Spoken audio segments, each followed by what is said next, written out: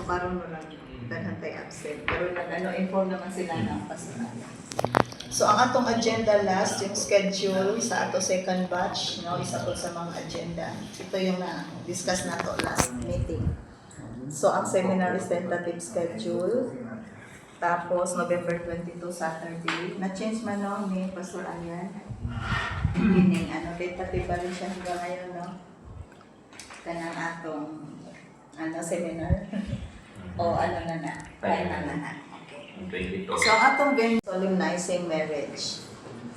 And then next is officers oath taking with Pastora Aida. So, kini na oath taking after sa ato seminar, second batch.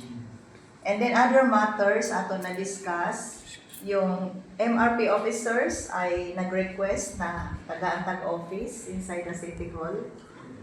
Konsehal Mulong, prescribed colors, white, blue, and black. Para kung asa tamo adto, dahil sa baybay Ginoong Diyos.